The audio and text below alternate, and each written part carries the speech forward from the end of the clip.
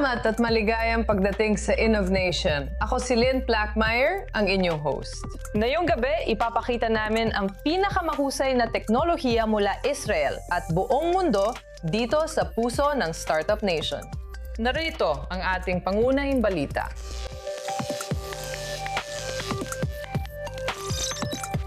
Ito ang nakatagong puwersa sa likod ng ilang pinakamalalaking video games sa mundo. Ang Sola ay nagdadala ng kauna-unahang gaming hub nito sa Tel Aviv at ipapasilip namin kayo sa loob.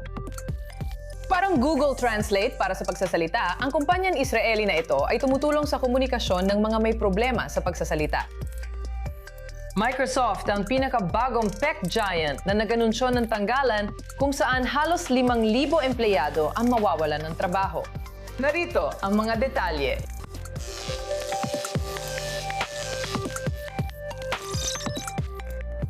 Ngayon, magsisimula tayo sa isang talagang espesyal na kwento. Tinatayang 30 milyong tao na may autism sa mundo ay semi-verbal at dandaang milyon pa ang may mga kondisyon na nakakaapekto sa pagsasalita. May isang Israeli na startup na hinaharap ang hamon na ito gamit ang isang teknolohiya na parang Google Translate para sa pagsasalita, gamit ang AI upang matulungan ang mga taong may kahirapan sa pagsasalita na makipagkomunika ng mas malinaw. Kasama ko ngayon si Dor Levy, founder at CEO ng Barvok, at Orly Ziv, speech therapist para sa karagdagan impormasyon. Salamat sa inyong pagdalo. Salamat sa pag-imbita sa amin. Bago ang lahat, bago tayo magsimula, tingnan muna natin kung ano nga ba talaga ang ginagawa ninyo. Sige. Ano nangyayari, Yom Kippur? Ano ang gusto mong gawin? Kippur. Yom Kippur. Yom Kippur. Kippur. Yom Kippur, Yom Kippur. Sige Dor, sabihin mo sa akin, anong makita natin at ano ba talaga ang ginagawa mo? Okay, ang nakita natin kanina ay isang pang-araw-araw na pangyayari sa bahay namin kapag gusto ng anak ko na magtanong, gusto niyang kumain ng tanghalian at ang paraan ng pagpapahayag niya ay shipui. Ang shipui sa Hebreo ay nanangahulugang shipu, barbecue sa Ingles. At agad itong isinalin ng application bilang tanghalian, kaya nakuha niya ang tanghalian. Ngayon, isipin mo kung may ibang tao, hindi yung pamilya ay sa diksyunaryong ito at patuloy niyang sasabihin ang shipu. Malamang ay mananatili siyang gutom at frustrated. Sige, ito si Bar, anak ko, 27 taong gulang. Tumatakbo siya ng marathon, nagbabasa ng libro, nanonood ng pelikula, at nais maging bahagi natin kung papayagan natin siya. Sa totoo, ako ang naging tagasalin niya nitong 15 taon. Kapag uma-attend siya ng aktibidad, laging tumatawag bawat oras ang mga tagapag-alaga, guro at coach niya para sabihing may hinihingi siyang kung ano-ano. Hindi namin maintindihan. Maaari mo ba itong isalin agad online? Ngayon, gamit ang Barbox app, hindi na sila tumatawag. Sa pagkakaintindi ko, isinasalin mo ang sinasabi ng anak mo. Pero paano ito para sa ibang may kapansanan sa pagsasalita? Ginagamit din ba ng iba ito tulad ng paggamit mo sa anak mo? Dahil marami ang gumagawa nito. Oo, ipapaliwanag ko. Sa totoo lang, ang Barbox ay isang personalisadong Google Translate. Kung ang Google Translate ay nagsasali ng Pranses, Ingles sa Chino o iba pa, kami naman ay nagsasali ng mga di karaniwang paraan ng pagsasalita tungo sa karaniwang wika. Pwedeng sabihing natututo ng wika ang Google habang inaaral ng Barbox ang bawat tao. Kaya yun ang ginagawa namin, talagang pinakikinggan at dinidecode namin ang natatanging paraan ng pagsasalita ng bawat tao. At sa paggawa niyan, magagawa na naming mula ngayon, tuwing may papahayag ka, isalin ito sa natural na wika. Makakatulong ito sa lahat ng tao sa paligid niya para mas malinaw siyang maintindihan. Hindi rin namin pinipigilan ang usapan. Kaya Orly, sabihin mo sa akin, dahil isa kang speech therapist, gaano kalaking pagbabago ang dala ng Barbox? Maring maging napakalaking pagbabago ito dahil agad-agad ang epekto at isinasali nito ang natatanging paraan ng pagsasalita ng tao. Maraming AAC o mga communication application at device, pero medyo mabusisi gamitin ang mga ito dahil kailangan pang mag-scroll ng mga tao sa mga salita at simbolo para mahanap ang gusto nilang sabihin. At minsan, wala pa ito doon. O kaya naman, pwede silang mag-type, yung mga marunong mag-type ng mensahe, at pagkatapos ay lalabas ito bilang boses.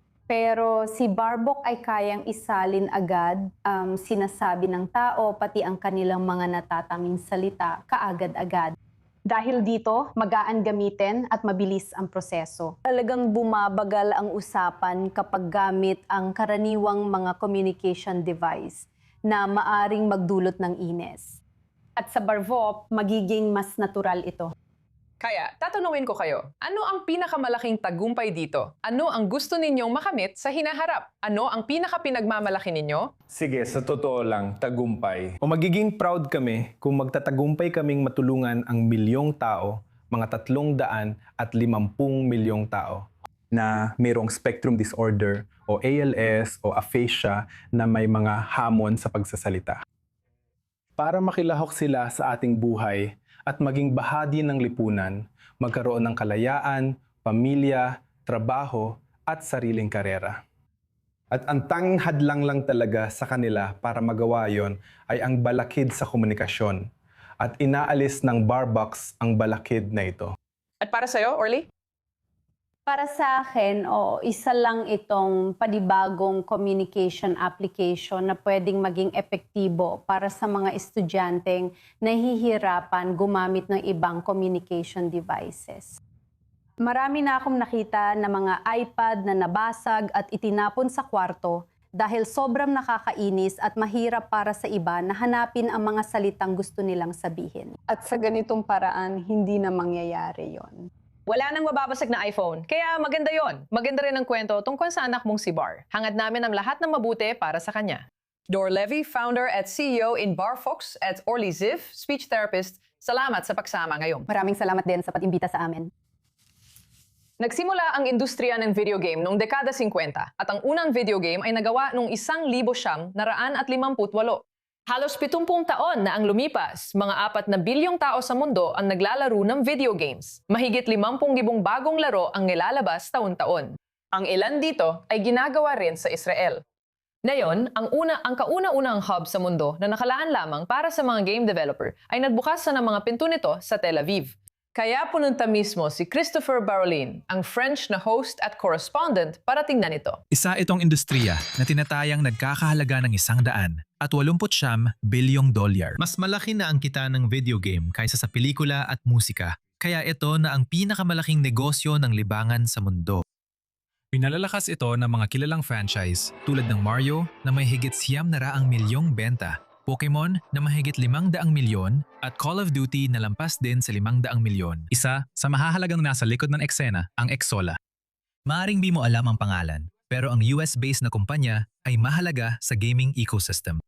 Nag-operate sa 200+ bansa, nagbibigay ito ng tools sa developers para maibenta, maipamahagi at mapagkakitaan ang kanilang mga laro worldwide. Nagbibigay ang aming kumpanya ng infrastruktura, payment solutions at promosyon para sa inyong laro sa tulong ng aming partner network. Gamit ang influencer channel at pag-monetize ng ads, lahat ng yan. Mulay, isa itong service provider na nasa likod lang ng eksena, masasabi ko. Kaya tungkol talaga ito sa pag-develop ng laro at sa gaming ecosystem. Ayon sa kumpanya, 60% ng 100 top-earning games sa mundo ay gamit na ang kanilang infrastructure. Pinili nito ang Tel Aviv bilang tahanan ng unang Xsolla Club, isang 500 SQM hub sa puso ng startup nation ng Israel para suportahan ang mga game developer at creator. Araw-araw, may bagong kaganapan ng club. Event man, lecture, meet-up o salon na puno ng taong nag-uusap tungkol sa kinabukasan ng industry. Paano nga ba magtagumpay sa industriyang ito? Maaring magtrabaho bilang empleyado sa umiiral na kumpanya o magtayo ng sariling gaming startup o studio. Lugar ito kung saan araw-araw nagsasama-sama ang at nag-iiba ang anyo bawat araw. Ayon sa Israel Game Developers Association, may higit 15,000 empleyado at kumikita ng halos 10 bilyong euro taon-taon ang gaming industry sa bansa. Kilala ang Hapon sa mga higanteng gaming tulad ng Nintendo at Sega. Ang US naman sa malalaking studio tulad ng Rockstar Games na gumawa ng Grand Theft Auto at ang pransya sa kwento-based na hit gaya ng Assassin's Creed at Far Cry. Samantala, nakilala na rin ang Israel sa mobile gaming. Ang Moon Interactive mula Tel Aviv ang gumawa ng Coin Master, isa sa pinakamatagumpay na mobile game kailanman na may mahigit 300 milyong downloads. Pinagsasas ng gaming ang dalawang natatanging katangian na karaniwang taglay din ng mga Israeli. Iyan ay ang artistikong estilo at panlasa, tama? Ang kakayahang lumikha ng isang bagay na may kabuluhan at pati na rin ang data at teknolohiya. Ang gaming ay parang perpektong kombinasyon ng sining at mga numero, data at alam mo na, paglikha. Mahusay talagang dumagana ang kombinasyong ito rito dahil nasa atin talaga ang tamang mga tao. Hindi lang may puso para lumikha ng kamanghamanghang bagay, kundi may isip at talino rin upang bigyang buhay ito sa pinakamahusay na paraang posible sa negosyo. Sa tingin ko, ang kombinasyon ng dalawang bagay na yon ang nagpapatingkad sa Israel kumpara sa ibang mga bansa. Sa likod ng mga numero at laro, may mga developer na may ideya, ambisyon, at maaring lumikha ng susunod na global hit. Kaya, ang Digital Combat Academy ay gumagawa ng teknolohiya para sa pagsasanay. Kompletong pagsasanay sa buong misyon para sa mga sundalo at mga tactical na unit upang sanayin ang kanilang isipan at kanilang kakayahang kognitibo.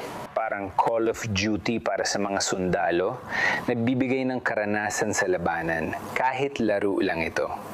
Sa madaling salita, ako ay isang commander ng kumpanya ng tangke sa loob ng 20 taon at lumaban na sa mga digmaan. At ako rin, ang araw-araw kong trabaho ay pagiging game product at designer sa mga gaming company tulad ng Playtika at Superplay.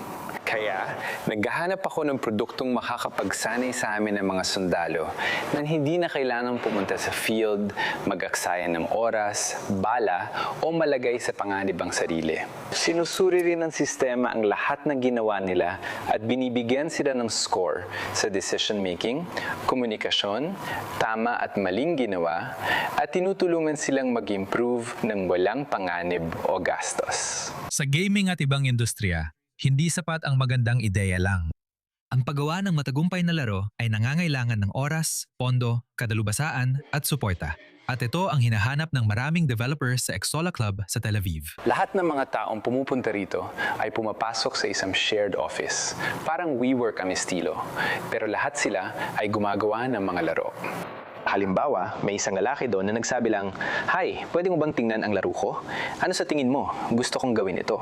Ano masasabi mo?" At ako naman, nagtatrabaho ako sa industriya ng gaming ng 10 taon. Nagbigay ako ng tips sa kanya, baka gawin niya at makita ko ang progreso niya. Palakaibigang paraan lang ito. Kung di kami nagtatrabaho dito, di niya makukuha ang libreng feedback at di ko rin siya matutulungan. Kaya parang ito ay isang pagtutulungan sa iisang natatanging. Larangan ng mga laro na talagang kakaiba kumpara sa ibang mga paksa. Iba ito, hindi ito tulad ng fintech, hindi ito cyber. Ito ay isang espesyal na niche na tanging mga tao sa gaming lang ang nakakaalam kung ano ang pinag-uusapan natin. Ang lokasyon sa Tel Aviv, ang unang Exola Club. Inaasahan ng kumpanyang Amerikano na simula ito ng global network. Global ang idea, siyempre. At ang idea ay isipin mo na lang, halimbawa, isang social network na may mga physical na lokasyon na nakakabit. Tama ba? Kaya ang idea ay ginagamit ng mga tao ang digital platform para magkaugnayan, makadiskubre ng mga bagay. Pero pagkatapos ay pupunta sila sa mga physical na lokasyon at magkikita-kita. Kung miyembro ka ng club at bibiyahe mula Tel Aviv papuntang New York, maaari kang pumunta sa club doon at makilala ang mga tao roon. At palagi mo alam na saan magpunta sa mundo, ang mga taong mahilig sa gaming ay laging nasa Zora Club at mabilis kaming lumalago. At meron na kaming ilang karagdagang lokasyon na nakaplano. Kaya sa mga susunod na taon, marami pang malalaking balita tungkol dyan. Sa bansang kilala sa umuunlad na startup ecosystem, lumalabas ang video game bilang bagong larangan ng inobasyon.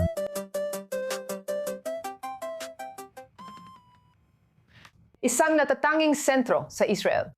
Sa gitna ng mga basag record na heatwave na nagbabanta sa mga pananim at supply ng pagkain sa buong mundo, naniniwala ang isang Israeli startup na ang solusyon ay hindi mas malaking irigasyon o mas maraming enerhiya, kundi ang pagpapadala ng sobrang init sa kalawakan. Para sa dagdag na impormasyon, welcome kay Sagi Shengman, CEO at founder ng Cooling Crops at Technion alumni. Kumusta? Salamat sa pagpunta sa studio ngayon. Kumusta, LinkedIn? Salamat sa pag-imbita sa akin. Narito rin si Amit Ostricher mula sa Extras. Babalikan ka namin mamaya. Sige, simulan natin sa'yo. Sabi mo, may paraan kang palamigin ang pananim sa pamamagitan ng pangpapadala ng sobrang init sa kalawakan. Paano ito gumagana? Tama. Mayroong pisikal na konsepto na tinatawag na radiative passive cooling. Ibig sabihin, kapag gumamit ka ng particular na mga wavelength ng liwanag, maaari mong ipadala ang init diretso sa kalawakan. Maiwasan ang greenhouse effect at makakatulong ito sa pagpapababa ng temperatura. Nagtatrabaho kami sa elementong ito na nagamit na sa satellite at iba't ibang coatings ng gusali. Ginagamit namin ito sa biology para palamigin ang halaman at lupa at tulungan ang mga magsasaka laban sa pagkasira ng lupa at mga pangyayaring dulot ng thermal stress. Kaya sinasabi mo na umiiral na ang teknolohiyang ito. Pero ngayon ay inilalapat ninyo ito sa sektor ng agrikultura. Tama, ginagamit namin ang umiiral na physics at inaangkop ito sa bagong formulasyon para matulungan ang mga sistemang biolohikal na labanan ang stress dulot ng init.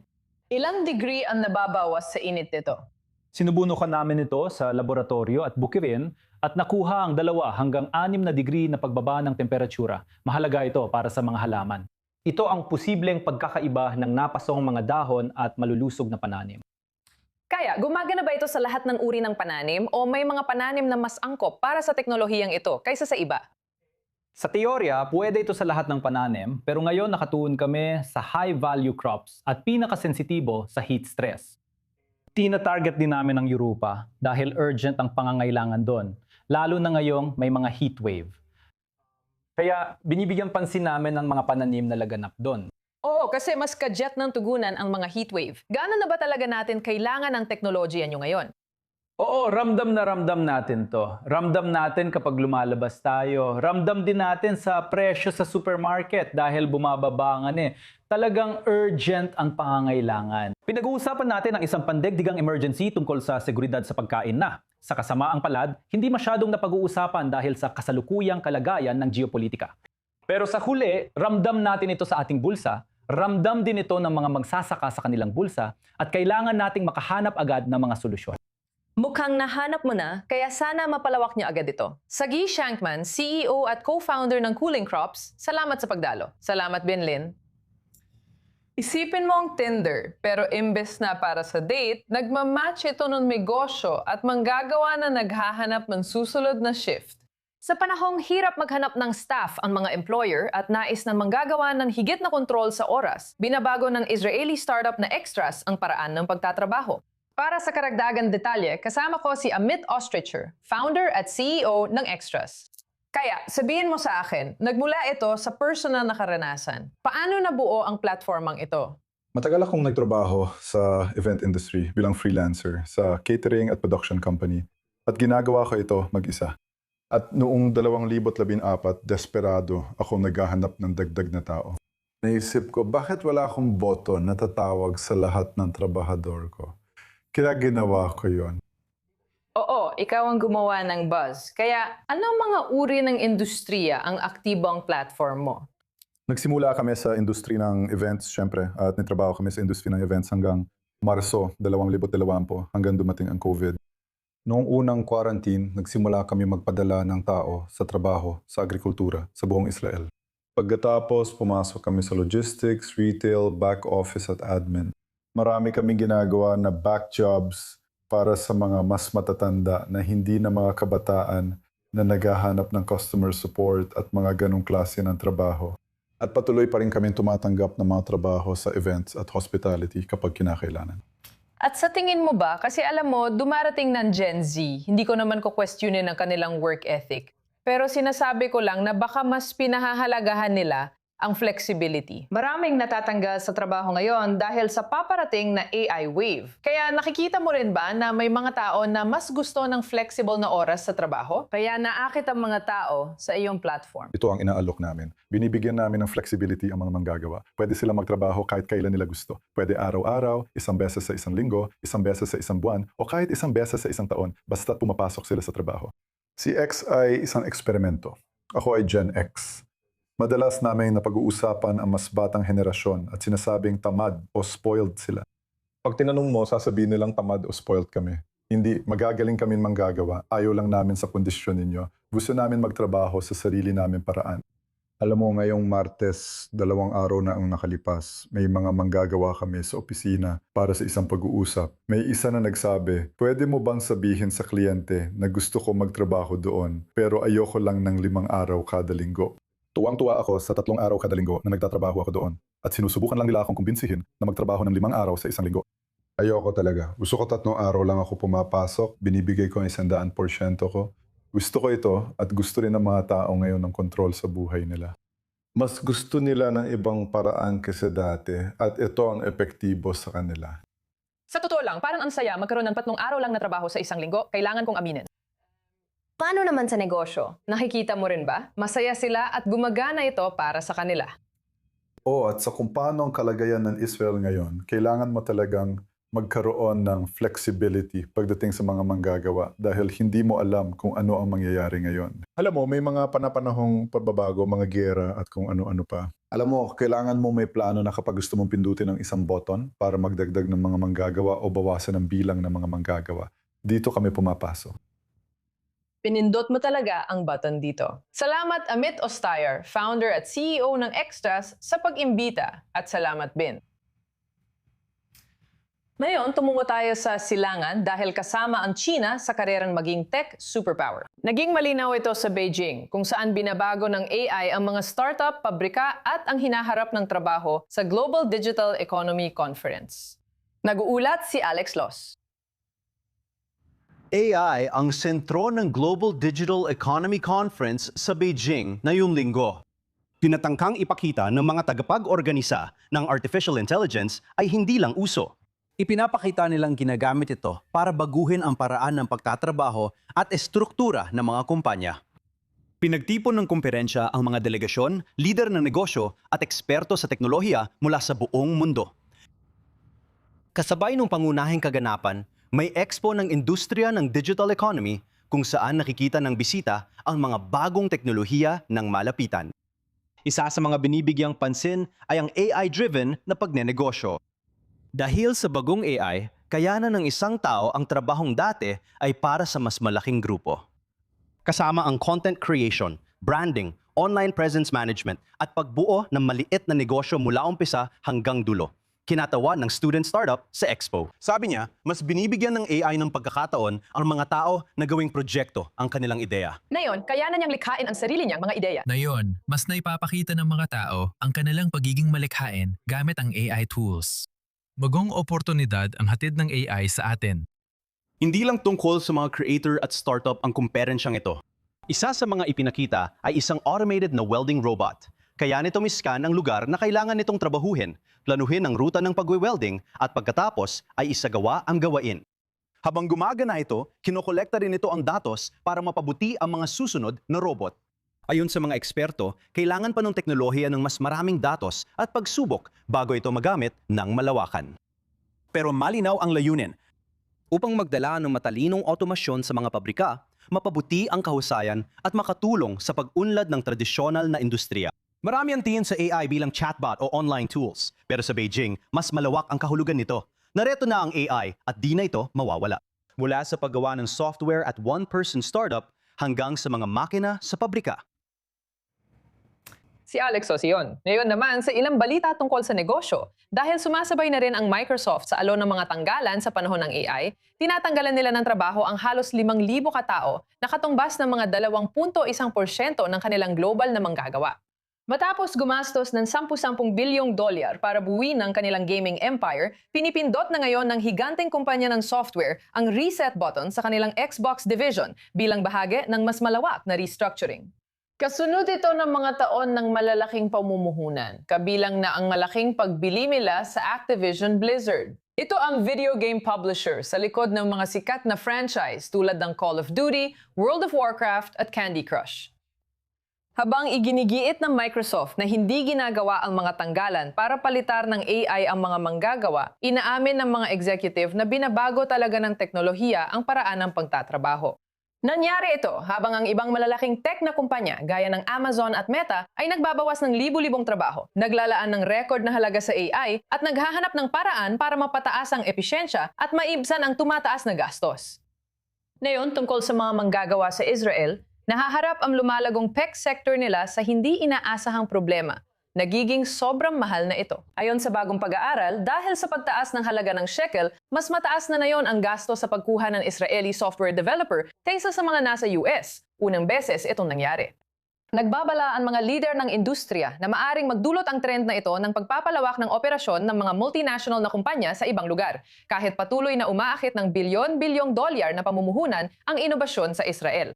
Hinihikayat ng mga lider ng industriya ang mga gumagawa ng pulisya na kumilos bago maging pabigat sa ekonomiya ang isa sa pinakamalaking competitive advantage ng Israel. Dito natin tatapusin dahil kahit may pagsubok sa ekonomiya ng Israel, lalo pang yumayaman ang mayayaman doon. Ayon sa isang bagong ulat, halos 8,800 Israeli ang nadagdag sa hanay ng mga milyonaryo sa US dollar nitong nakaraang taon. Kaya pumwesto ang Israel sa ika-18 sa buong mundo pagdating sa yaman kada adulto ayon sa Global Wealth List. Ipinapakita ng mga pagtaas na ito ang pagbangon ng pamilihan sa pananalapi, pagtaas ng halaga ng ari-arian at lakas ng sektor ng teknolohiya ng bansa, kahit marami pa ring Israeli ang nahihirapan dahil sa tumataas na gastusin sa pamumuhay.